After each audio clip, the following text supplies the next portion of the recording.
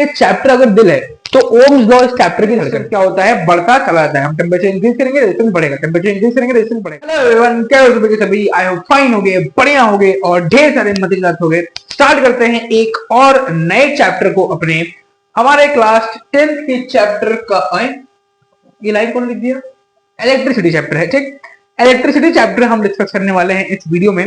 इससे पहले मैंने तुमको दो वीडियोस दी, एक लाइट के ऊपर, ठीक, लाइट चैप्टर जो था, और एक ह्यूमन आई जो चैप्टर था उसके ऊपर। आज हमारा ये बेसिकली तीसरा चैप्टर होने वाला है, जिसको अपन लोग क्या करने वाले हैं, डिस्कस करने वाले हैं।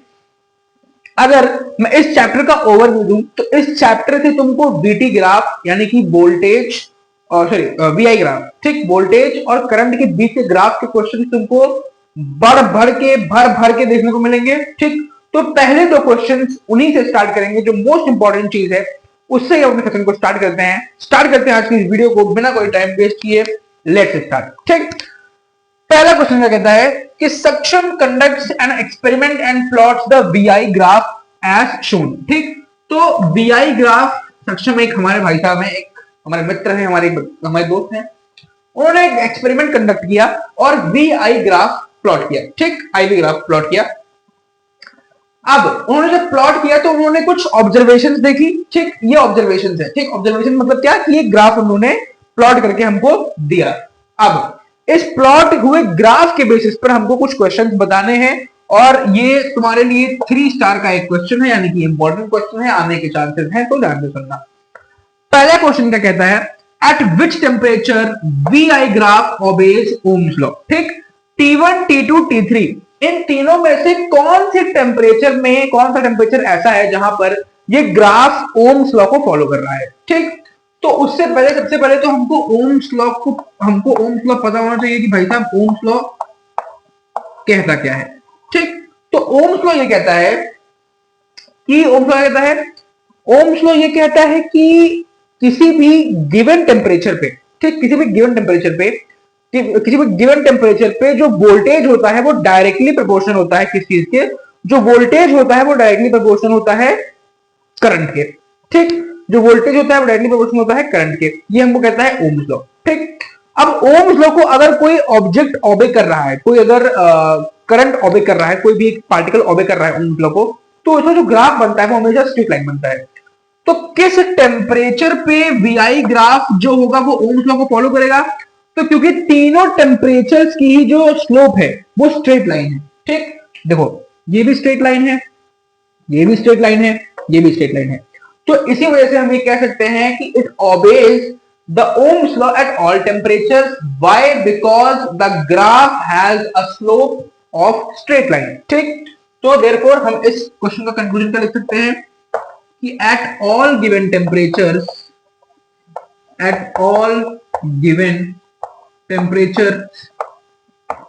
it obeys Ohm's law, ठीक, it obeys Ohm's law। Clear है? कोई दिक्कत, कोई परेशानी नहीं होनी चाहिए। फिर दूसरा क्वेश्चन क्या पूछ रहा है, eight which temperature resistance is minimum, किस टेम्परेचर पे रेजिस्टेंस मिनिमम होगा। तो हम जानते हैं कि हम जैसे जैसे वोल्टेज बढ़ाते हैं तब रेजिस्टेंस चेंज होता है, जब हम करंट बढ़ाते हैं तब रेजिस्टेंस चेंज होता है, और अगर हम टेम्परेचर भी इंक्रीज कर रहे हैं तो भी रेजिस्टेंस क्या होता है, बढ़ता चला जाता है। हम टेम्परेचर इंक्रीज करेंगे रेजिस्टेंस बढ़ेगा, टेम्परेचर इंक्रीज करेंगे रेजिस्टेंस बढ़ेगा। क्यों? क्योंकि रेजिस्टेंस क्या है, रेजिस्टेंस एक प्रॉपर्टी है किसी भी सब्सटेंस की कि वो अपने अंदर से करंट के फ्लो को अपोज करे, ठीक। और वो प्रॉपर्टी टेम्परेचर के बढ़ाने के साथ साथ बढ़ती जाती है, ठीक। वो प्रॉपर्टी टेम्परेचर के बढ़ाने के साथ साथ बढ़ती जाती है। तो किस पॉइंट पे मिनिमम है? तो मिनिमम होगा तुम्हारा T1 पॉइंट पे, ठीक। T3 पॉइंट पे मैक्सिमम, T1 पॉइंट पे मिनिमम। तो इसका आंसर हो जाएगा at T1 the resistance is minimum, ठीक। सही बन गया, at T1 the resistance is minimum. तीसरा क्वेश्चन है, what is the relation between T1, T2 and T3। T1, T2 and T3 के बीच में रिलेशन क्या है? तो सिंपल सा देखने में पता चल रहा है कि T3 is greater than T2 and T2 is greater than T1। तो कुछ इस तरीके का रिलेशन है, T3 is greater than T2 greater than T1, ठीक। यानी कि सबसे ज्यादा बड़ी वैल्यू किसकी है? T1 की, फिर उससे बड़ी, सॉरी, सबसे छोटी वैल्यू किसकी है? T1 की, फिर उससे बड़ी T2 की, फिर उससे बड़ी T3 की। क्लियर है? दूसरे क्वेश्चन पे आओ। Even study the graph given below. Logical question है, यानी कि थोड़ा दिमाग इसमें तुम्हारा खर्च होने वाला है। ठीक, तो क्वेश्चन क्या दिया है, एक हमको ग्राफ दिया हुआ है, जैसा ऊपर ग्राफ दिया था वैसे ही ग्राफ दिया हुआ है। हमें पूछ कर रहा है कि इन दोनों में से कौन सी कंडीशन इसके लिए सही है। ठीक, अब हम जानते हैं कि वीआई ग्राफ का जो स्लोप होता है वो हमको क्या देता है, वीआई ग्राफ का स्लोप हमको करंट देता है, सॉरी वीआई ग्राफ का जो स्लोप होता है वो हमको रेजिस्टेंस प्रोवाइड करता है। ठीक, ठीक है भाई साहब, तो इसमें से सही आंसर कौन सा है, R1 सबसे बड़ा है R2 से, फिर R2 बड़ा है R3 से, या फिर R3 सबसे बड़ा है R2 और R1 मतलब छोटे हैं से। तो देखो ये क्वेश्चन लॉजिकल क्यों है, इस क्वेश्चन में सामने दिख रहा है कि सर सबसे ज्यादा स्लोप किसका है, R1 का, तो सबसे ज्यादा बड़ा R1 ही होगा। ठीक, यही सबसे बड़ी गलती तुम यहाँ पे करोगे। ठीक, मैं जानता था इसलिए मैं क्वेश्चन लेके आया, लॉजिकल क्वेश्चन में इसीलिए यहाँ पे डाल के लेके आया हूँ। मैक्सिमम 90% बच्चे जो है कॉन्सेप्ट से चीजों को नहीं पढ़ा है वो इस क्वेश्चन को गलत करेंगे। क्यों, क्योंकि देखो हम जानते हैं कि जब भी हमारे पास वी ग्राफ होता है, ठीक, जब भी हमारे पास वी ग्राफ होता है तो उसका स्लोप हमको रेजिस्टेंस देता है। ठीक, ये बात हम जानते हैं, ये बात हम सब जानते हैं। लेकिन अगर मैं कहूं मैं तुमको वीआई ग्राफ नहीं दे रहा, मैं तुमको आईवी ग्राफ दे रहा हूं, इसका मतलब समझ रहे हो, बहुत लोग को इसका मतलब नहीं पता होगा, मैं मतलब बता दूं इसका क्या मतलब है, कि मतलब वोल्टेज जो है वो तुम्हारा वाई एक्सिस पे होगा और करंट जो है वो करंट तुम्हारा एक्स एक्सिस पे होगा। वोल्टेज तुम्हारा वाई एक्सिस पे होगा, करंट तुम्हारा एक्स एक्सिस पे होगा। उस केस में जो स्लोप होगी वो तुमको रेजिस्टेंस प्रोवाइड कर रही होगी। बट इस केस में तुम देखो, इस केस में तुम्हारे वाई एक्सिस पे करंट है, वाई एक्सिस पे करंट है और एक्स एक्सिस पे वोल्टेज है, यानी कि ये वीआई ग्राफ नहीं है, ये आईवी ग्राफ है। ठीक, तो अगर वीआई ग्राफ का स्लोप तुमको रेजिस्टेंस दे रहा था तो आईवी ग्राफ का स्लोप तुमको क्या देगा, 1/R, यानी कि रेजिस्टेंस की रेसिप्रोकेटेड वैल्यू, यानी कि रेजिस्टेंस को रेसिप्रोकल करके जो वैल्यू आएगी ये ग्राफ तुमको वो प्रोवाइड करेगा। तो अब देखो वीआई ग्राफ के केस में तो ये बात सही है कि R1 जो होता है वो मैक्सिमम होता, R1 सबसे बड़ा होता। ठीक, लेकिन ये आईवी ग्राफ है, यानी कि रेसिप्रोकेटेड ग्राफ है, तो क्या हम यहां पे कह सकते हैं कि R3 सबसे बड़ा है, उससे छोटा R2, उससे बड़ा R1, तो ये ऑप्शन हमारा सही हो जाएगा। ठीक, क्लियर है। तो ये लॉजिकल क्वेश्चन था, इसको दिमाग में रखो, वो तुम्हारे दिमाग के साथ खेलेंगे। सीबीएसई अब क्वेश्चन से नहीं खेलती है, सीबीएसई अब दिमाग से खेलती है। वो तुमको ऐसे फंसाएंगे, छोटी छोटी गलतियों में तुमको फंसाएंगे वो। ठीक, तो उसमें मत फंसना, इसलिए मैं छोटी छोटी गलतियां यहाँ पे लेके आता हूँ लॉजिकल डाल के कि हाँ तुम छोटी छोटी गलतियों को पकड़ो कि कहां पर तुम गलती कर सकते हो। ठीक, चलो नेक्स्ट क्वेश्चन की तरफ बढ़ते हैं। चलो तीसरे क्वेश्चन पर जाओ। तीसरा क्वेश्चन क्या कहता है, explain the function of electric fuse. Electric fuse जो होता है हमको उसका फंक्शन एक्सप्लेन करना है ब्रीफ में। ठीक, और एक क्वेश्चन देखो, इस क्वेश्चन के दो पार्ट्स हैं, एक पार्ट यहां तक है और उसके बाद फिर दूसरा क्वेश्चन स्टार्ट होता है, यानी कि एक क्वेश्चन में दो क्वेश्चन है। ये तुम्हारा 3 स्टार के लिए क्वेश्चन मार्क किया गया है, तो आओ समझते हैं। ठीक, सबसे पहले बात करें कि हम इलेक्ट्रिक फ्यूज को कैसे डिफाइन करेंगे। तो इलेक्ट्रिक फ्यूज क्या होता है हमको ब्रीफ में डिफाइन करना है, तो कैसे डिफाइन करोगे। देखो पहले मैं समझा देता हूं, फिर मैं कुछ की पॉइंट्स लिख दूंगा, उन की पॉइंट्स का यूज करके अपने आंसर को फ्रेम करना। ठीक, क्योंकि तुम्हारे बोर्ड एग्जाम में तुम्हारा पेन पकड़ के मैं तुमको आंसर नहीं लिख पाऊंगा, आंसर तुमको लिखना है, तो फ्रेम करने की कोशिश करना। मैं तुमको एक्सप्लेन करता हूं और कुछ की पॉइंट्स देता हूं। देखो होता क्या है कि हर सर्किट की जो इलेक्ट्रिक सर्किट होता है, जो सर्किट डायग्राम तुमने पढ़ा होगा चैप्टर में, जिस भी टीचर से तुमने पढ़ा है, स्कूल में, कोचिंग में, किसी ऑनलाइन कहीं से पढ़ा है, तो उसमें तुमने पढ़ा होगा सर्किट डायग्राम के बारे में। सर्किट डायग्राम में जब करंट फ्लो होता है तो उस करंट की एक कैपेसिटी होती है कि कौन सा सर्किट डायग्राम, कौन सा सर्किट कितने एम्पियर का करंट बियर कर सकता है। ठीक, अब होता क्या है कि कभी कभी जब इलेक्ट्रॉन्स फ्लो कर रहे होते हैं, जब इलेक्ट्रिसिटी फ्लो कर रही होती है, तो कभी कभी करंट सडनली राइज कर जाता है। ठीक, जब करंट सडनली राइज करता है तो होता क्या है कि जो सर्किट है उसकी डिमांड जो है, जो सर्किट जो कैपेबिलिटी है सर्किट की करंट बेयर करने की, वो कम बढ़ जाती है और करंट के फ्लक्चुएशन की वजह से करंट ज्यादा बढ़ जाता है। तो उसकी वजह से होता क्या है कि इलेक्ट्रिक सर्किट हीट करने लगता है।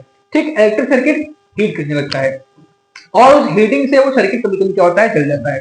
ठीक, उस प्रोसेस को रोकने के लिए हम लगाते हैं एक फ्यूज। ठीक, तो बेसिकली एक फ्यूज होता क्या है, तो एक फ्यूज एक ऐसा वायर होता है जिसका मेल्टिंग पॉइंट बहुत लो होता है और उसको एक सर्किट के अंदर हम सीरीज में ऐड करते हैं। ठीक, फिर से सुन लो। फ्यूज क्या है?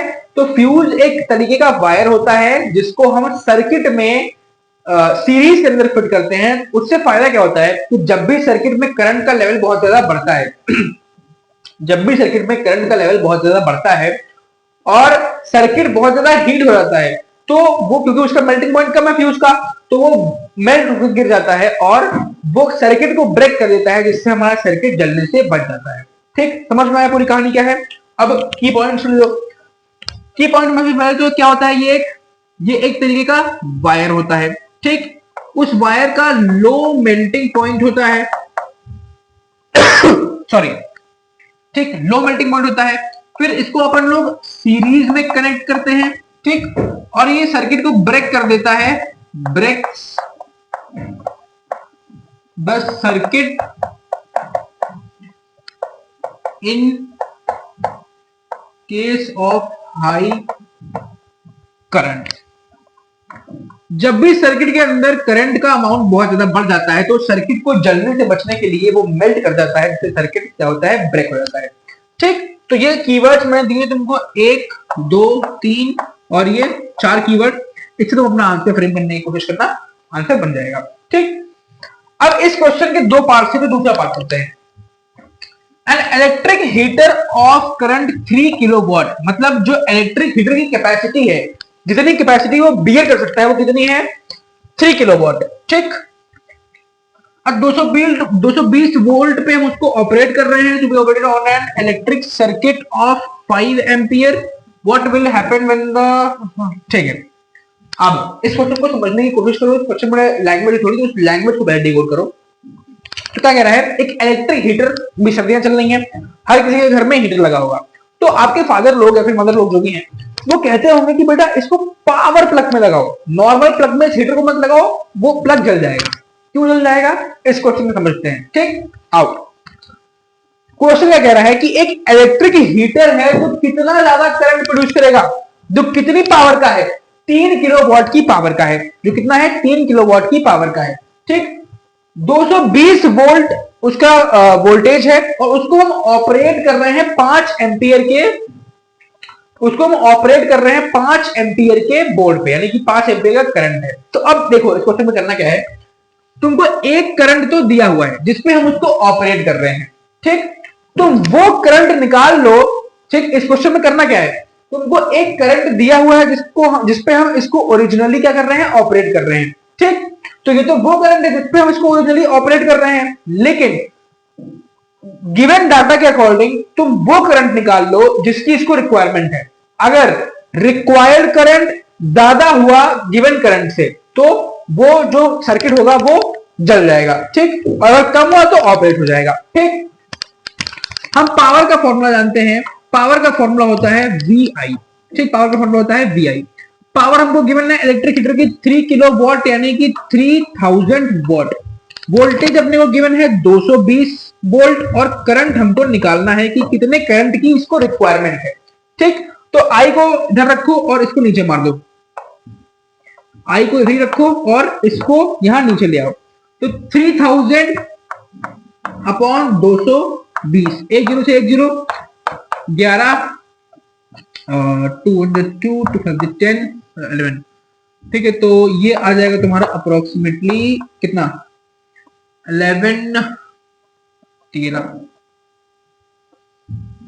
11 12 जा 11 11 11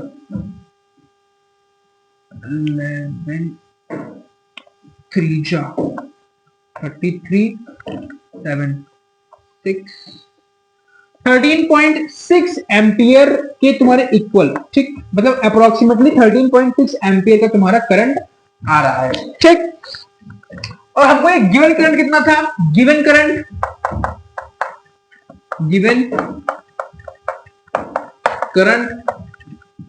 5 एम्पियर। ठीक, तो अब कंडीशन को समझो। कंडीशन क्या है, जिस स्विच में हम इस हीटर को लगाने वाले हैं वो कितनी करंट कैपेसिटी का है, 5 एम्पियर, और इसकी डिमांड कितने की है, 13.6 की, यानी कि इसकी डिमांड ज्यादा है। तो जब ज्यादा डिमांड वाले को कम वाले में लगाओगे तो क्या होगा भाई, फट जाएगा। फट जाएगा, सिंपल सी चीज है। माइक ऑन है ना? हाँ। तो इसकी डिमांड ज्यादा है लेकिन इसको हम कम अमाउंट प्रोवाइड कर रहे हैं, तो क्या करेगा ये इलेक्ट्रिक सर्किट, जैसे ही हम ऑन करेंगे, हीटर ऑन करेंगे, तो हीटर क्या हो जाएगा, हीटर बर्न हो जाएगा, हीटर जल जाएगा, खराब हो जाएगा। ठीक, क्लियर है? तो इस तरह के क्वेश्चन तुम्हारे पेपर में आने के चांसेस हैं कि वो तुमको एक करंट दे देंगे जिसपे वो ऑपरेट कर रहे हैं, और फिर तुम अपना करंट निकाल लेना कि कितने करंट की रिक्वायरमेंट है। अगर रिक्वायर्ड करंट ज्यादा आ रहा है तो जो सर्किट है तुम्हारा वो ब्रेक हो जाएगा, वो जल जाएगा, और अगर रिक्वायर्ड करंट कम आ रहा है तो क्या होगा, हमारा सर्किट ऑपरेट कर जाएगा। ठीक,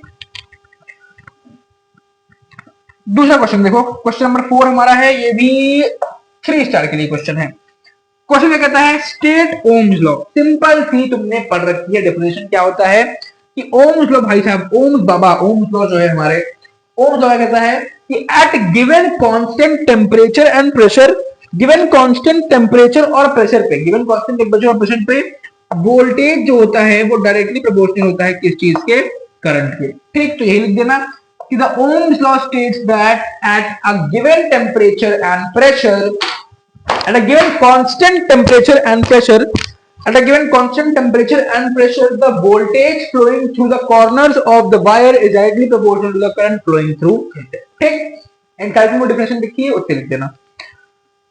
ठीक, फिर दूसरा क्वेश्चन क्या कहता है, name and define the physical quantity obtained by the slope of the curve.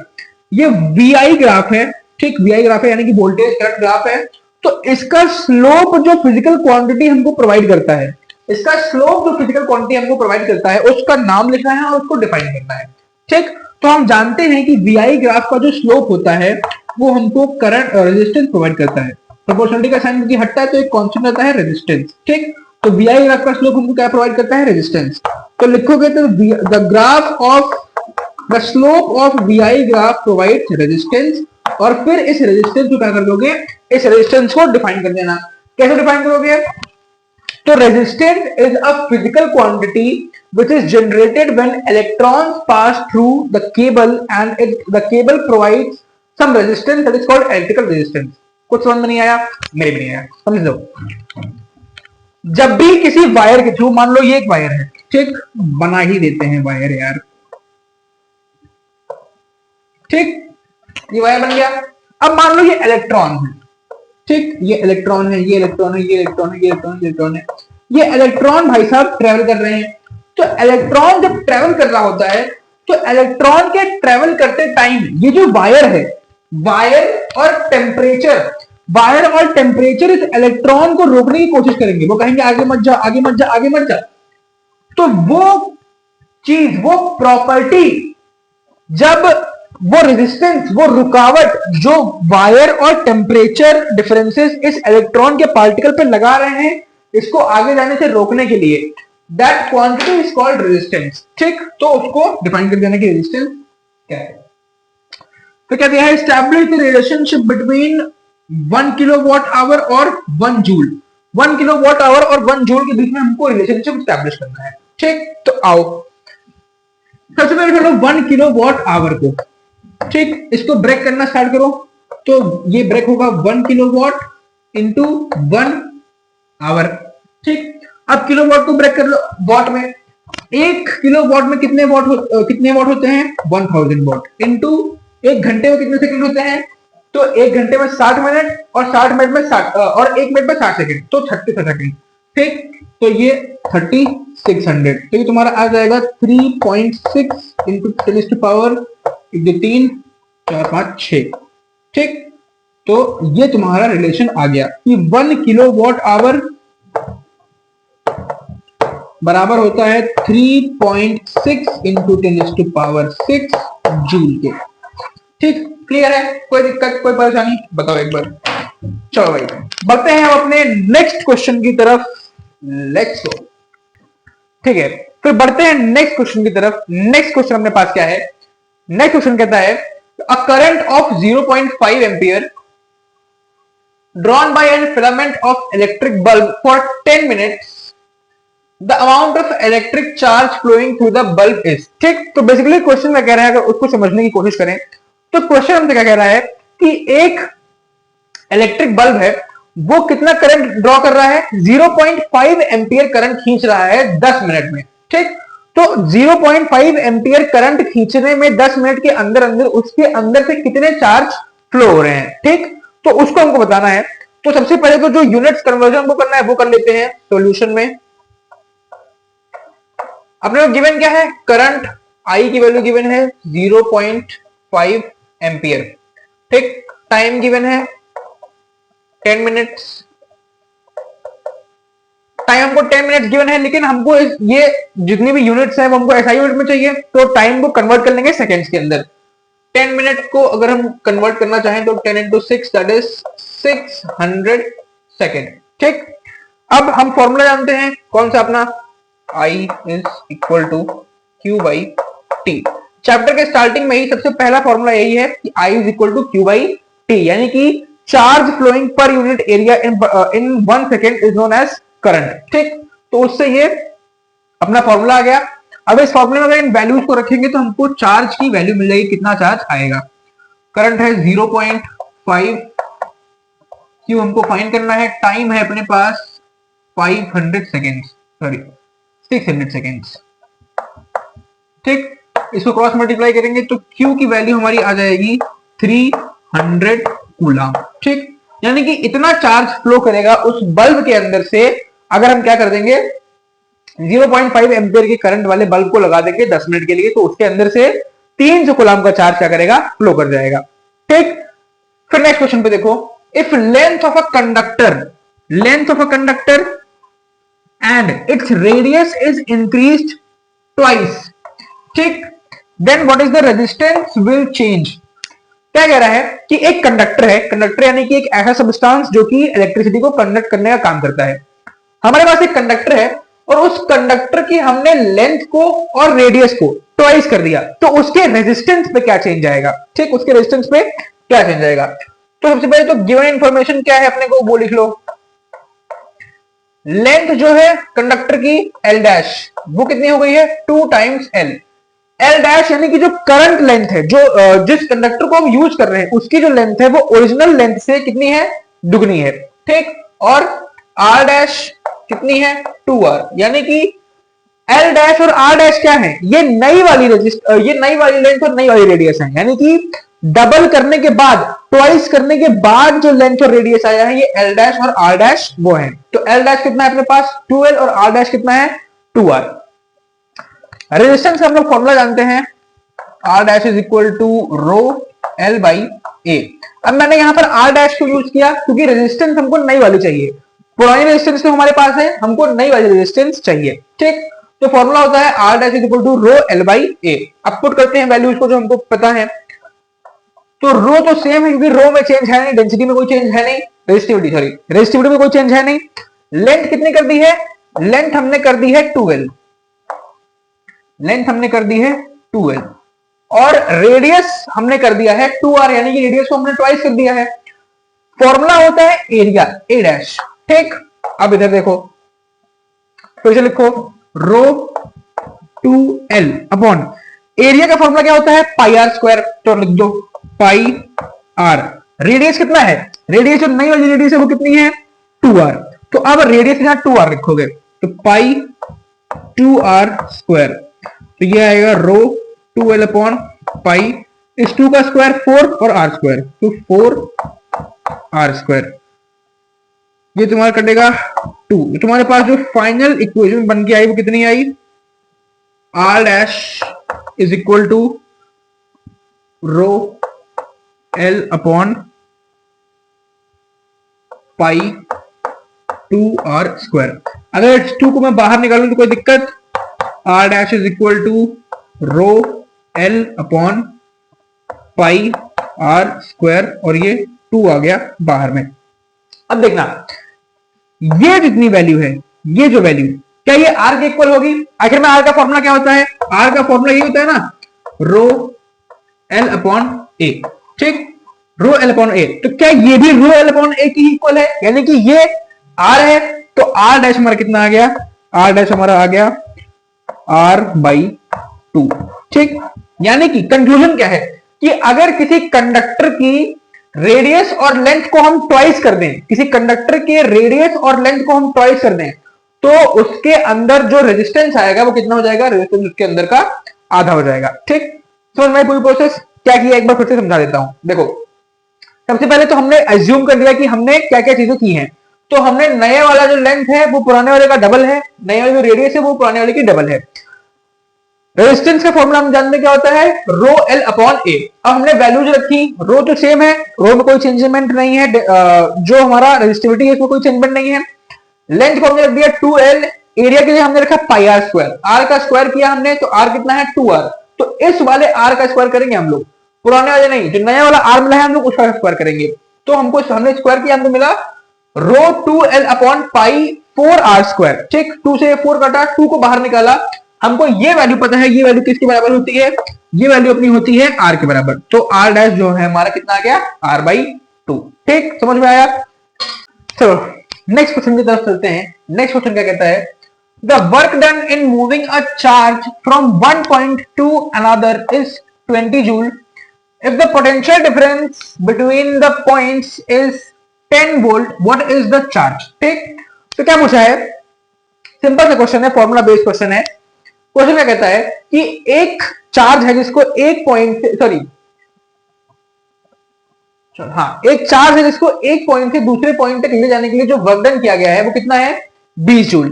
ठीक, द पोटेंशियल डिफरेंस, और उनके बीच में जो पोटेंशियल डिफरेंस है वो कितना है 10 वोल्ट। तो कितना चार्ज ट्रेवल कर रहा है ये हमको फाइंड करना है। ठीक, कितना चार्ज ट्रेवल कर रहा है ये हमको फाइंड करना है। ठीक, तो सिंपल सा फॉर्मूला बेस्ड क्वेश्चन है, फॉर्मूला हम जानते हैं क्या होता है, work done is equal to v upon q. ठीक, v अपॉन क्यू। तो नहीं उल्टा दिया, ये होगा v is equal to w upon Q.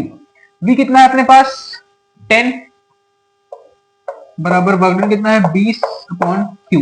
Q हमको चार्ज चाहिए तो इसको इधर ले जाओ, 10 को नीचे लेके आओ, तो ये अपने पास आ जाएगा Q is equal to 20/10, that is charge आ गया अपने पास 2 कूलाम का, यानी कि 2 कूलाम का चार्ज ट्रेवल कर रहा है इस कंडीशन पे। ठीक, फिर और नेक्स्ट क्वेश्चन 3 स्टार के लिए एक इंपॉर्टेंट क्वेश्चन है, ध्यान से समझना। क्या दिया है, an electric iron has a rating of 750 what and 200 volt, calculate, सबसे पहले चीज the current required, resistance of the heating element, energy consumed in 2 hours. ठीक,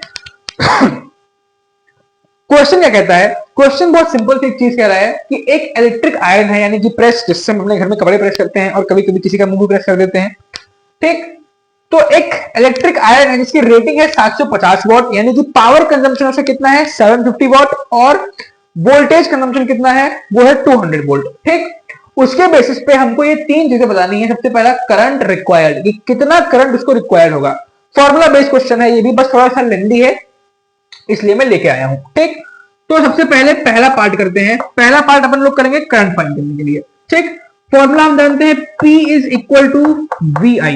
ठीक, ये अपने पास होता है फॉर्मूला, फॉर्मूला तुमने याद किया होगा सारे फॉर्मूले। देखो इलेक्ट्रिसिटी में जो इस चैप्टर की जान है वो है इसके फॉर्मूले, क्योंकि इस चैप्टर में मैक्सिमम क्वेश्चन तुमको देखने को मिलेंगे वो मिलेंगे फॉर्मूला बेस्ड, कॉम्पिटेंसी बेस्ड और हायर ऑर्डर थिंकिंग स्किल्स वाले क्वेश्चन बहुत कम देखने को मिलेंगे। ज्यादातर तुमको डायरेक्ट फॉर्मूला बेस्ड क्वेश्चन देखने को मिलेंगे। तो अगर फॉर्मूले याद कर लिए तो बहुत सिंपल हो जाएगा क्वेश्चन को अटेम्प्ट करना।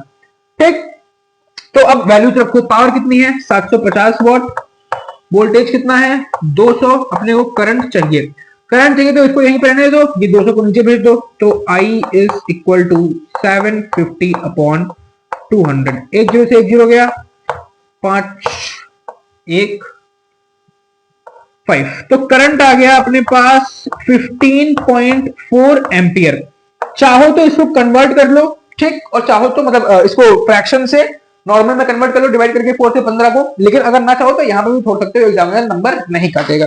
ठीक, चलो नेक्स्ट क्वेश्चन की तरफ चलते हैं, जो नेक्स्ट पार्ट है। नेक्स्ट पार्ट क्या है, resistance of the heating element. ठीक, अपने को रेजिस्टेंस फाइंड करना है, तो रेजिस्टेंस कैसे फाइंड करेंगे, इसका भी हमारे पास फॉर्मूला है। फॉर्मूला क्या है, P is equal to V square upon R। ठीक, ये फॉर्मूला है अपने पास। अब सिंपल सी वैल्यूज पुट कर दो इसके अंदर, तो पावर है अपने पास 750, वोल्टेज 200 का स्क्वायर अपॉन आर, हमको आर चाहिए, तो इस आर को उधर ट्रांसफर कर दो, 750 को नीचे ले आओ और इसका स्क्वायर करो, तो आर इज इक्वल टू 200 का स्क्वायर करके देख लो,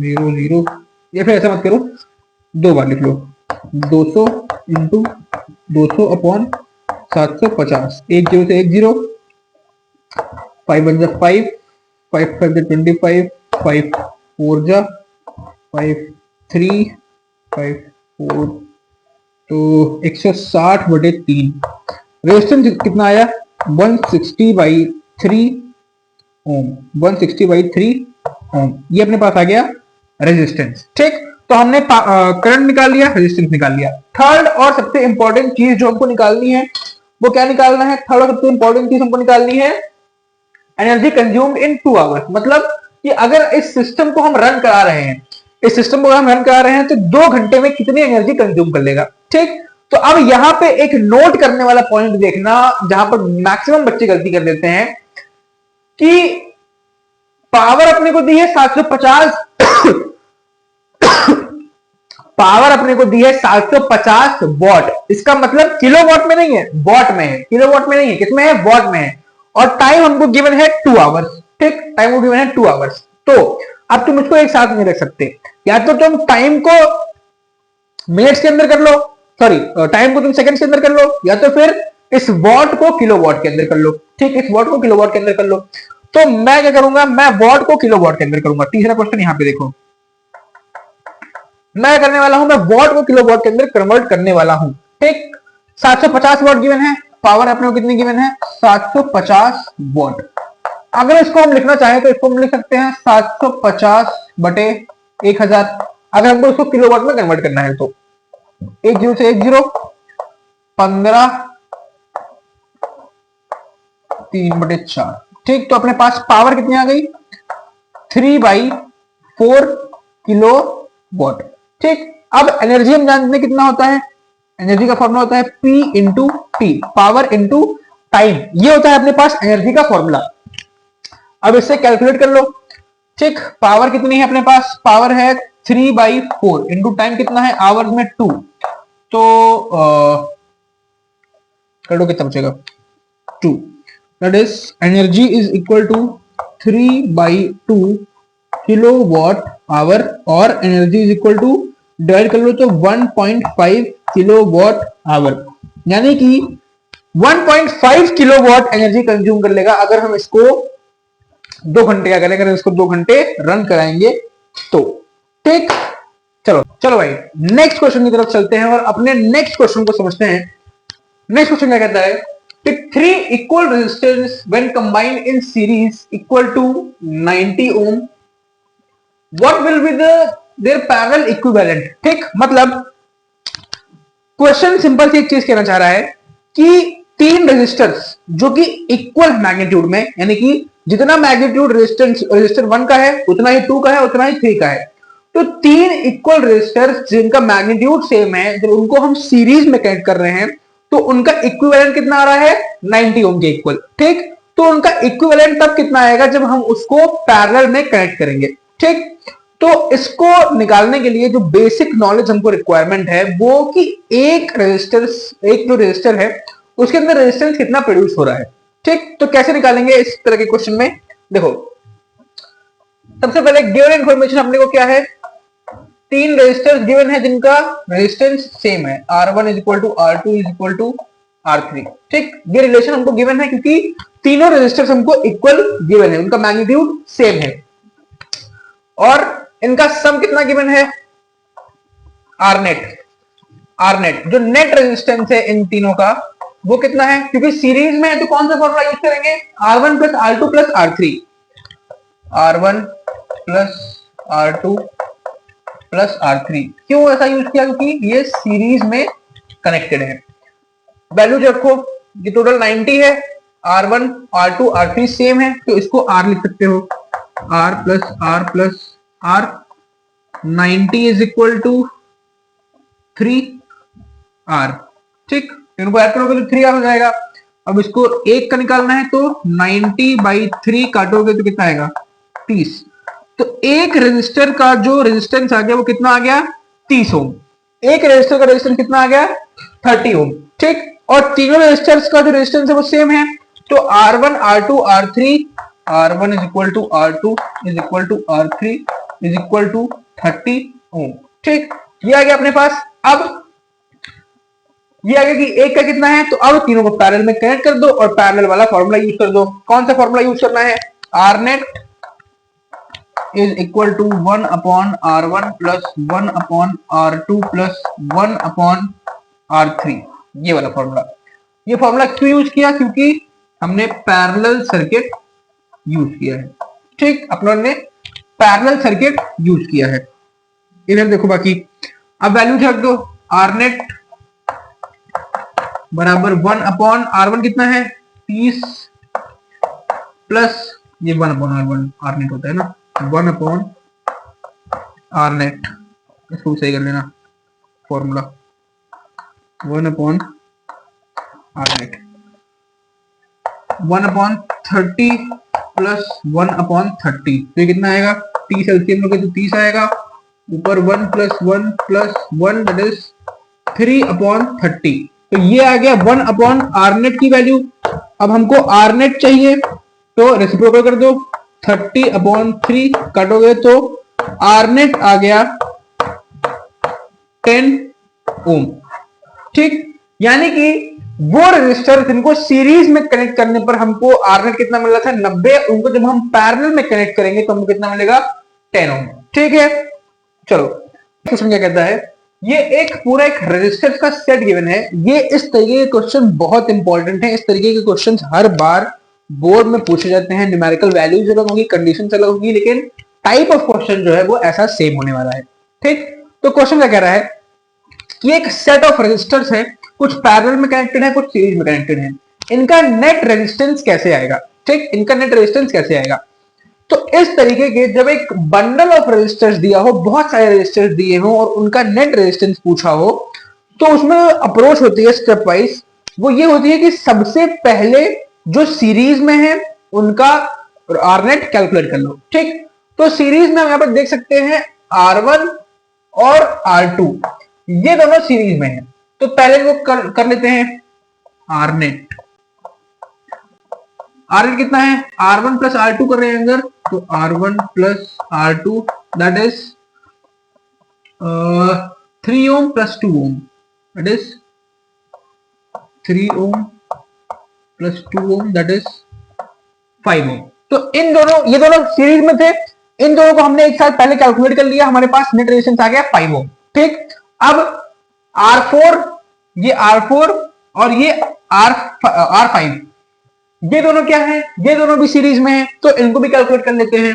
R dash net, R dash net, इन दोनों को अपन लोग ने R डैश नेट मान लिया। ठीक, अगर इसको कैलकुलेट करें तो R4 plus R5, 6 plus 2 6 ohm plus 2 ohm that is 8 ohm. ठीक, तो इन दोनों का Rnet कितना आ गया 2 ओम। अब देखो यहां पे हुआ क्या, हमने इन दोनों को कंबाइन कर लिया, इन दोनों को सीरीज में कंबाइन कर लिया और इन दोनों को सीरीज में कंबाइन कर लिया। तो अब ये स्ट्रक्चर ऐसा नहीं रह गया। अब ये स्ट्रक्चर कैसा रह गया पता है, ये स्ट्रक्चर कुछ इस तरीके का बन गया, ये स्ट्रक्चर कुछ इस तरीके का बन गया।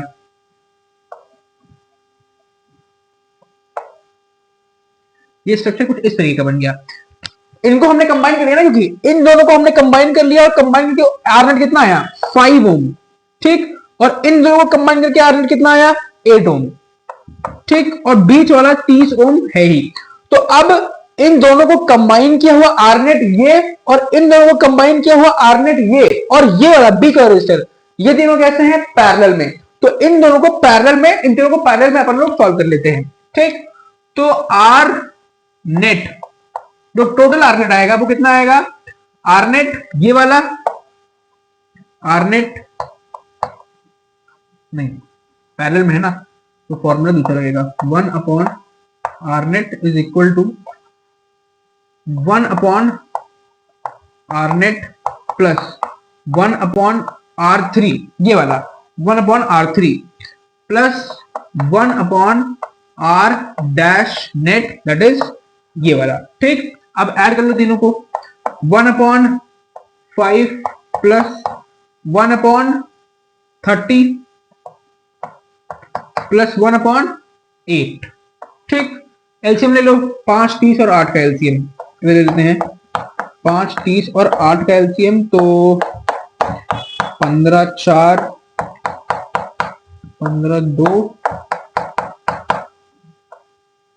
3 से 3, 5, 15, 1, 5 से। ठीक, तो 2 4 4, 4 8, 8 24, 5 जा 24 बचे कर लेते हैं, सब करेंगे सामने, कैलकुलेशन करते हैं। 5 20, 0 2, 5 10 12, 120 एलसीएम आ गया अपने पास, 120। ठीक, अब 120 एलसीएम आ गया तो ऊपर आएगा अपने पास 24 प्लस 30, 4 प्लस 20 नहीं 80 और 40, 15। तो ये टोटल अपने पास कितना आ गया? टोटल अपने पास आ गया, रेसिप्रोकल करके लिख देना हुआ है डायरेक्टली। ठीक, तो ये 120 ऊपर जाएगा, नीचे आएगा कितना, 15, 4, 19, 19, 20, 21, 22, 23, 23, 43। ठीक, this is your R net, total R net. ठीक, कहीं कैलकुलेशन गलत हुई हो तो चेक कर लेना एक बार। ठीक, सॉल्व करने का मेथड ये होगा। ठीक, सॉल्व करने का मेथड ये होगा, क्या अप्रोच रहेगी? सबसे पहले स्टेप 1 में जितने सीरीज में है उनको कैलकुलेट कर लो, फिर स्टेप 2 में जो कैलकुलेट किया और जितने पैरेलल में है उनको एक साथ कैलकुलेट कर लो और आरनेट फाइनल तुम्हारा निकल आएगा। ठीक, तो अप्रोच मैं यहां पे लिख दे रहा हूं। ठीक, स्टेप 1 सबसे पहले सीरीज वाले सॉल्व कर लेना और स्टेप 2 फिर पैरेलल वाले सॉल्व कर लेना। ठीक, क्लियर है? चलो नेक्स्ट क्वेश्चन क्या कहता है, which uses more energy, a 250 watt IV set in 1 hour or a 1200 watt toaster in 10 minutes। ठीक, देखो हम गरीब लोग, हमको ना ये पता है कि आईवी सेट क्या होता है ना टोस्टर पता है, हमको बस कुछ कुछ पता है कि ये कितना वॉट कितना पावर दोनों में से कौन ज्यादा कंज्यूम कर रहा है। ठीक, ये निकालना है तो उससे निकाल देते हैं। देखो दोनों को कंपैरेटिव पावर निकालेंगे, जिसकी पावर ज्यादा होगी वो ज्यादा पावर कंज्यूम कर रहा होगा। ठीक, तो सबसे पहले हम लोग निकाल लेते हैं इसकी आईवी सेट की। ठीक, तो क्वेश्चन सॉल्यूशन पे देखो, power of IV set, power of IV set, sorry energy of IV set, power to दिया है, energy consume by IV set. ठीक, तो एनर्जी का फॉर्मूला अपन लोग जानते हैं क्या होता है, पावर इनटू टाइम। ठीक, ये फॉर्मूला अपन लोग यहाँ पे यूज करने वाले हैं। पावर कितनी गिवन है, 250 वॉट, टाइम कितना है 1 आवर, तो इसकी एनर्जी आ गई 250 जूल। ठीक, इसकी तो एनर्जी आ गई 250 जूल। ठीक है, क्लियर है? ये देखो पावर का फॉर्मूला लगाया और इसको कैलकुलेट कर लिया। अब बात करते हैं टोस्टर की, तो energy consume by toaster, energy consume by toaster.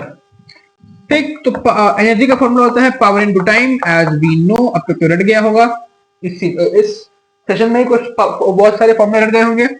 Power अपने पास कितनी गिवन है इसकी, 1200 वॉट, टाइम कितना गिवन है 10 मिनट। ठीक, ऐसे रख सकते हैं ऐसे? नहीं, गलत अप्रोच है ये मिनट्स में गिवन है, पावर वॉट में गिवन है, तो इसको पहले आवर में कन्वर्ट करना पड़ेगा, उसके बाद तो अपना आंसर निकाल पाएंगे हम। तो 10 मिनट को आवर में कन्वर्ट करना है तो 60 से डिवाइड कर दो, 0 से 0, 1/6, तो 1200 इंटू 1/6, 200। ठीक, तो एनर्जी आ गई 200 जूल। क्लियर है? तो ज्यादा पावर कौन कंज्यूम कर रहा है, देखने में पता चल रहा है कि ज्यादा पावर आईवी सेट कंज्यूम कर रहा है, तो आंसर में लिख देना कि more energy is consume by the ivy set. ठीक, देखो फिजिक्स में जब भी अपना बोर्ड के पेपर देने बैठना तो एक चीज का ध्यान रखना, क्या ध्यान रखना, कि जब क्वेश्चंस पढ़ रहे हो फिजिक्स वाले, ठीक, तो उसमें पहले यूनिट्स देख लेना।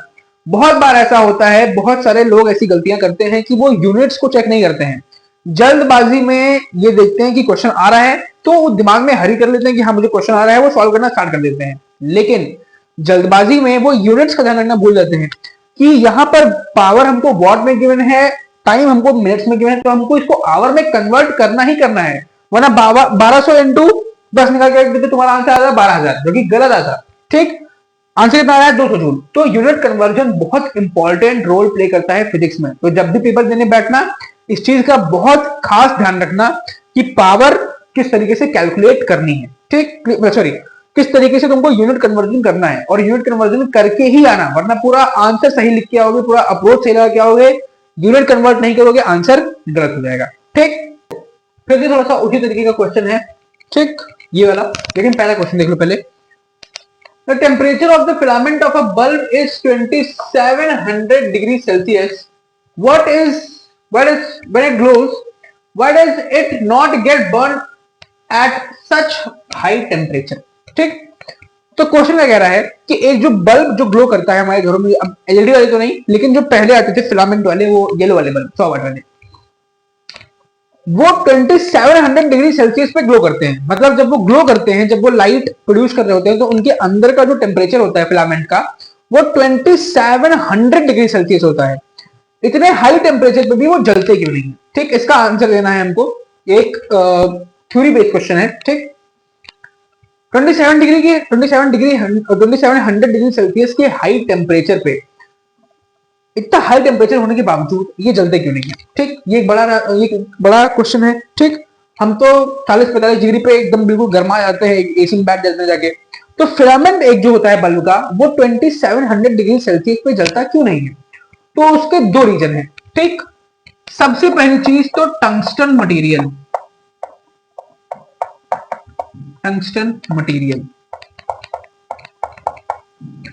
बल्ब का जो फिलामेंट होता है वो बना होता है टंगस्टन मटेरियल से।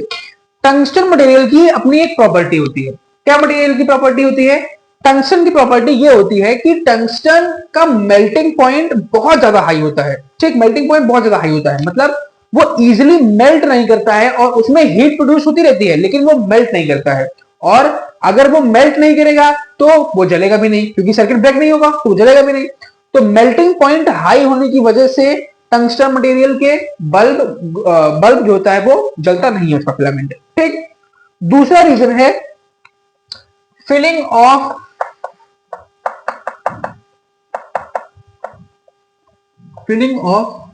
गैसेस। जो हमारा बल्ब होता है, उस बल्ब के शीशे के अंदर बहुत सारी गैसेस फिल की जाती है, जैसे नियॉन हो गया। तो ऐसी कुछ गैसेस फिल की जाती हैं, नोबल गैसेस फिल की जाती हैं, जिसके चलते उसके अंदर ऑक्सीजन की सप्लाई कम हो जाती है। ठीक, ऑक्सीजन की सप्लाई बिल्कुल खत्म हो कह सकते हैं हो जाती है, उसके अंदर जो गैसेस प्रेजेंट होती हैं उसके चलते। इसी के चलते अगर मान लो एक बार को फिलामेंट जल भी जाए, एक बार को फिलामेंट का सर्किट ब्रेक भी हो जाए, तो ऑक्सीजन की सप्लाई अंदर जा नहीं रही है। जब तक ऑक्सीजन की सप्लाई अंदर जाएगी नहीं, तब तक वहां पर आग लगना इम्पॉसिबल है। ठीक, तो इन दो कारणों की वजह से फिलामेंट का इतना ज्यादा हीट होने के बावजूद भी बल्ब जलता नहीं है, और वो प्रॉपरली वर्क करता रहता है। ठीक, कौन कौन से रीजन है? सबसे पहला यूज ऑफ टंगस्टन मटेरियल, दूसरी चीज use of gases like neon. ठीक, अब आओ फिर से एक न्यूमेरिकल टाइप क्वेश्चन है अपने पास। न्यूमेरिकल टाइप क्वेश्चन क्या कहता है? State the type of combination. ठीक, ये एक सर्किट दिया हुआ है हमको। ठीक, अब इस सर्किट में हमको क्या बताना है? ये सर्किट दिया हुआ है, इसमें हमको टाइप ऑफ कॉम्बिनेशन बताना है। मतलब जो दो रेजिस्टर्स लगे हुए हैं, ये वाला रेजिस्टर 10 ओम वाला और ये 15 ओम वाला, ये जो दो रेजिस्टर्स लगे हुए हैं, ये किस तरीके के कॉम्बिनेशन में है? तो हम देख सकते हैं इस पॉइंट पर वायर अलग हो रही है, इस पॉइंट पर वायर अलग हो रही है। तो ये क्या है? ये एक तरीके का पैरेलल कॉम्बिनेशन है। This is a parallel combination. ठीक, पैरेलल कॉम्बिनेशन है। दूसरा क्वेश्चन क्या है? How much current is flowing through 10 ohm and 15 ohm resistor. 10 ohm और 15 ओम के रेजिस्टर में कितना करंट फ्लो हो रहा है? ठीक, ओके, तो देख लेते हैं।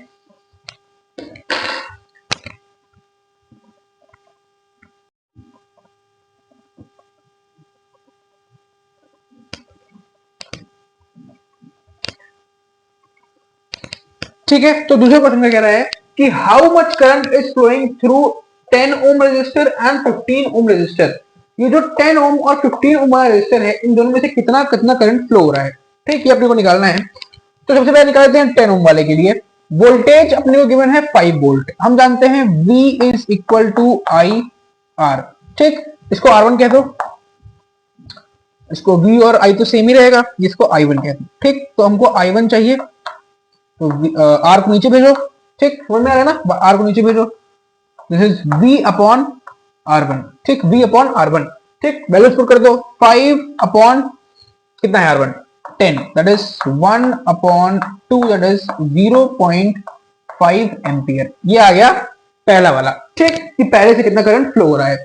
अब दूसरे वाले को देखो, दूसरे वाले को देखो, दूसरे वाले क्वेश्चन को देखो, ठीक। V तो सेम ही रहने वाला है, is equal to I2 R2, समझ में आ गया, क्योंकि करंट भी दूसरा हमको जो मिलेगा वो करंट दूसरा मिलेगा, और रेजिस्टर भी हम अपना दूसरा यूज कर रहे हैं, ठीक।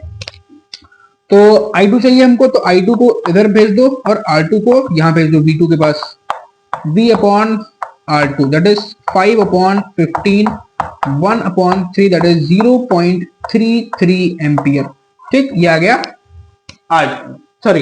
I2। अब क्या बोला है, तीसरा क्वेश्चन क्या कहता है, व्हाट इज एमीटर रीडिंग, ठीक। इस एमीटर में, ये जो एमीटर यहाँ पे हमने लगाया है, इसमें कितनी रीडिंग आ रही है, मतलब इसमें से कितना करंट पास हो रहा है, हमको ये निकालना है, ठीक। कैसे निकालेंगे, पहले तो ये दोनों रेजिस्टर्स पैरेलल में लगे हैं, तो इनका आरनेट निकाल लेंगे। इनका आरनेट निकालने के बाद इस वोल्टेज के थ्रू से इसमें जो करंट फ्लो हो रहा है अपन लोग वो निकाल लेंगे, ठीक। आओ निकालते हैं। तो सबसे पहले अगर 1 अपॉन आरनेट लगाएं, ये फॉर्मूला क्यों लगा रहे हैं कि ये दोनों पैरेलल में है, अगर सीरीज हुए तो कौन सा लगाते हैं, R net is equal to R1 plus R2 plus R3, लेकिन ये दोनों पैरेलल में है इसलिए ये वाला लगा रहे हैं। तो 1 upon R1 plus 1 upon R2, 1 upon R1 कितना है, 1 अपॉन 10 प्लस 1 अपॉन 15, ठीक। कैलकुलेशन साथ में करेंगे, 10 और 15 का एलसीएम 2, 15, 3, 5, 6, 6 5 30, ठीक। तो एलसीएम आ गया 30 अपॉन ये जगह 3 प्लस 2 दैट इज 5/30, 5/30, ठीक। ये आ गया ना 5/30। अब इसको ऊपर लेके जाएंगे तो ये आ जाएगा R net is equal to 6 5/30, 6 ohm. R net आ गया 6 ओम, 6 ओम आ गया आर नेट। अब क्या कर लेंगे अपन लोग, V is equal to I R वाला फॉर्मूला लगाएंगे, V is equal to I R, ठीक। हमको V पता है, हमको I निकालना है, तो I is equal to V by R, same वही, इसको इधर टहलाएंगे, ठीक। तो I is equal to V by R, V कितना है अपने पास 5, R कितना है 6, तो 0 पॉइंट कितना, 6 को 5 से डिवाइड करो भाई साहब, बहुत दिक्कत है, 50 हो जाएगा ये, 0 पॉइंट, तो 6 5 30,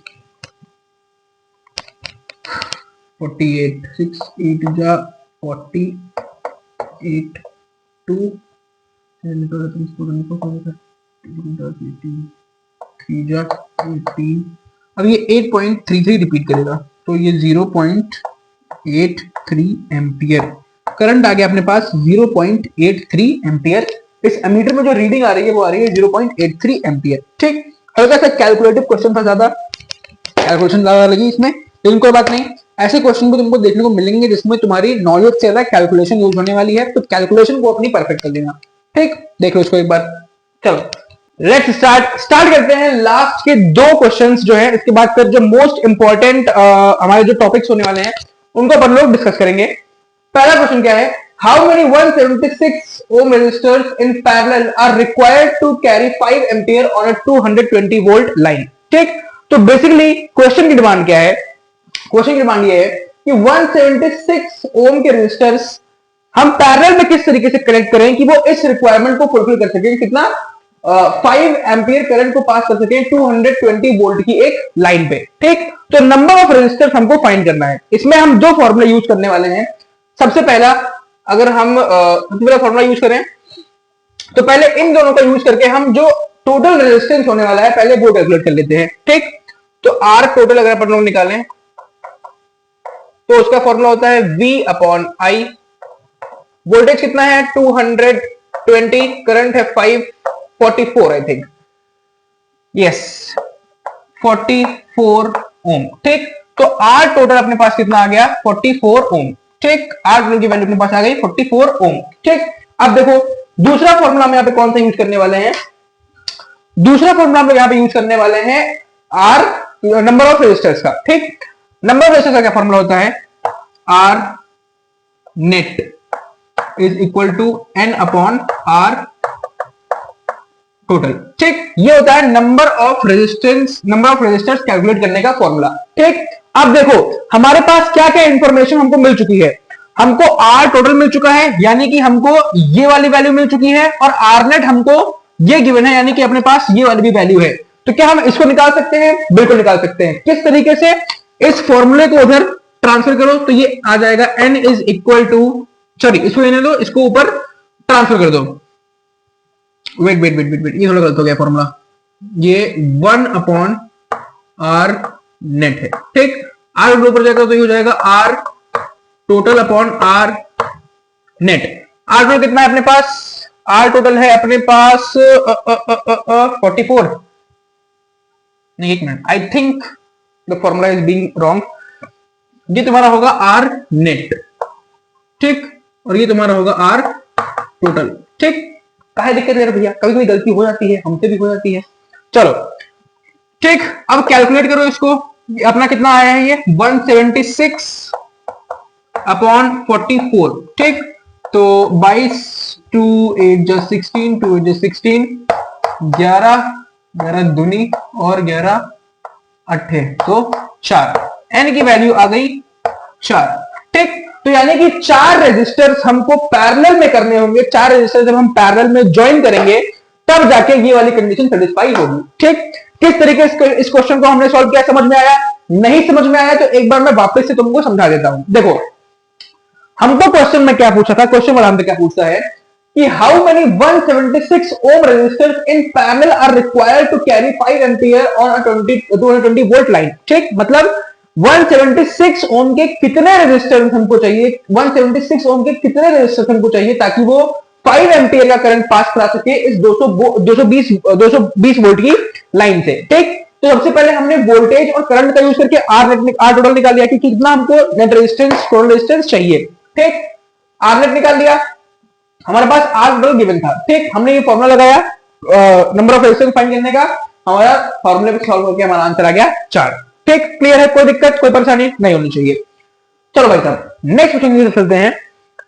How can 3 resistors of resistance 2 ohm, 3 ohm and 6 ohm are required to connect a given total resistance of, पहला है 4 ohm, दूसरा है 1 ohm। ठीक, मतलब कि ये 3 रेजिस्टर्स हमको गिवन है, कौन कौन से, ये 2 ohm का एक है 3 ohm का और एक है 6 ohm का। इन तीनों रेजिस्टर्स को हम किस तरीके से कनेक्ट करें, ध्यान से सुनना, इन तीनों रेजिस्टर्स को हम किस तरीके से कनेक्ट करें कि पहला हमको जो रेजिस्टेंस मिले नेट रेजिस्टेंस वो 4 ओम मिले और दूसरा हमको 1 ओम मिले। तो देखो इस तरीके के जब भी क्वेश्चन तुमको आ जाएंगे, तुमको 3-4 रेजिस्टेंस दिए हैं, तुमको नेट रेजिस्टेंस दिया है कि इतना फाइंड करना है, अरेंजमेंट किस तरीके से करें। ठीक, अरेंजमेंट वाले क्वेश्चन में तुम्हारे पास आ जाए तो क्या करोगे, सिंपल सी चीज हिट एंड ट्रायल। ठीक, hit and trial method mind में कैलकुलेट करना पड़ेगा तुमको कि किस तरीके से मैं ये और ये ला सकता हूं। ठीक, देखो जैसे मैंने देखा कि सबसे पहले हमको चाहिए 4 ओम। ठीक, हमको 4 ओम चाहिए, तो मैंने देखा कि भाई साहब 2 ओम 3 ओम और 6 ओम किस तरीके से मैं कैलकुलेट करूं कि ये टोटल रेजिस्टेंस 4 ओम आ जाए। ठीक, तो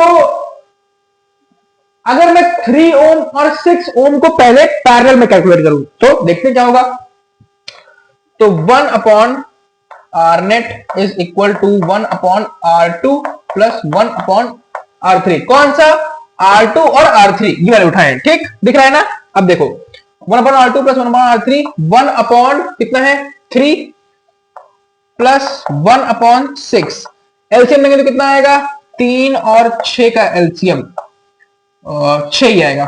ठीक, 3 और 6 का एलसीएम 6 आएगा, 6 2 प्लस 1। ठीक, तो ये आ गया 3/6।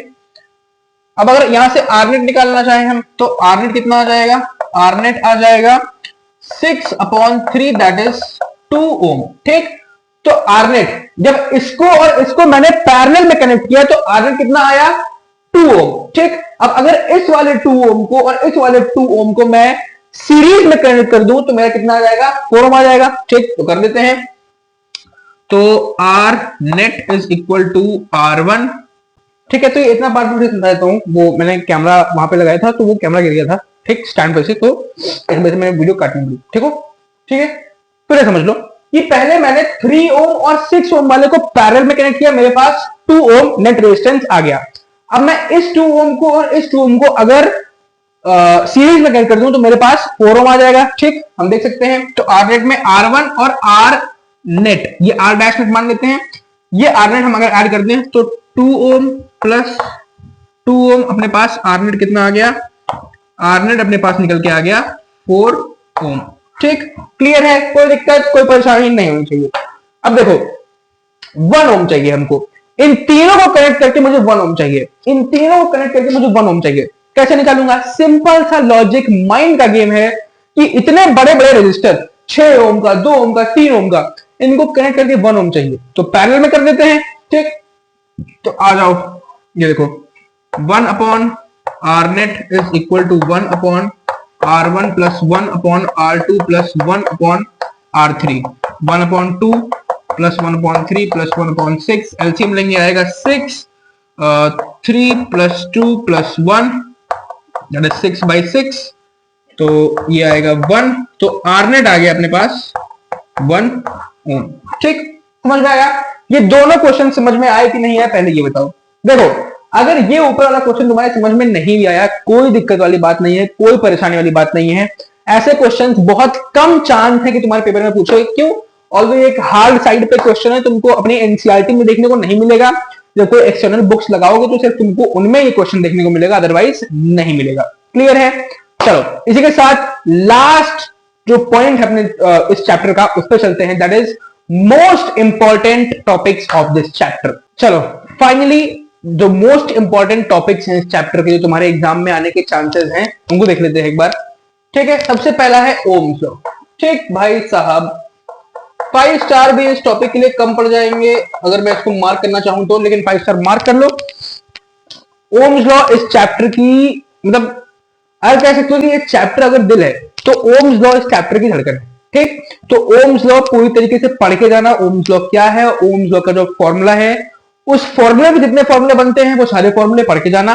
ठीक, फिर आता है अपने पास रेजिस्टेंस। ठीक, रेजिस्टेंस क्या है? ओम्स लॉ पढ़ोगे तो ओम्स लॉ में तुमको रेजिस्टेंस मिल जाएगा, रेजिस्टेंस पूरा पढ़ के चले जाना कि रेजिस्टेंस क्या है और उससे जुड़े क्वेश्चन सारे। ठीक, फिर है सर्किट डायग्राम। हमने सर्किट डायग्राम के अच्छे खासे क्वेश्चन कर लिए हैं, और तुम चाहना तो पीवाईक्यू उठा लेना एक आध, और मतलब किसी के पास पीवाईक्यू बुकलेट है तो वो उठा लेना। एडिशनल क्वेश्चंस एनसीईआरटी में भी रेजिस्टेंस के काफी क्वेश्चन दिए हैं, वो उठा लेना। ठीक, सफिशिएंट है। फिर आता है फ्यूज। ठीक, ये चैप्टर तुमको heating effects of electric current जो टॉपिक है उसमें तुमको मिलेगा इलेक्ट्रिक फ्यूज, जिसका मैंने एक क्वेश्चन कराया। वो क्वेश्चन तुमको इस बार के बोर्ड एग्जाम्स के पेपर में किसी ना किसी एक सेट में 3 नंबर का क्वेश्चन मिलने वाला है कि what is fuse in the electric circuit, explain in brief. 3 number का तुमको ये क्वेश्चन दिखने वाला है फ्यूज के ऊपर। ठीक, फिर आता है अपने पास रेजिस्टेंस वाले क्वेश्चन। ठीक, कि सीरीज में कनेक्ट कर दिया तो कितने रेजिस्टेंस चाहिए, पैरेलल में कनेक्ट कर दिया तो इतने ओम के हैं तो कितने रेजिस्टेंस लगेंगे पैरेलल में कनेक्ट करने के लिए। उस तरीके के क्वेश्चंस बहुत इंपॉर्टेंट हैं, और उसमें उस तरीके का एक क्वेश्चन तुम्हारे बोर्ड के एग्जाम में देखने को मिलेगा हर सेट में। ठीक है, तो ये प्रिपेयर कर लेना। ये 5 मेन टॉपिक्स हैं इस चैप्टर के जो तुमको प्रिपेयर करके जाने हैं। बाकी भी टॉपिक्स हैं जो थोड़ा वेटेज रखते हैं, लेकिन सबसे ज्यादा वेटेज इन टॉपिक्स का तुम्हारे पेपर में होने वाला है। ठीक, इसी के साथ क्लास 10 की फिजिक्स का चैप्टर नंबर 3 होता है एंड मिलते हैं नेक्स्ट पावर पैक सेशन में, जो कि अपना होने वाला है magnetic effects of electric current. तब तक के लिए अपना ध्यान रखो। See you soon, bye bye bye bye. जाओ।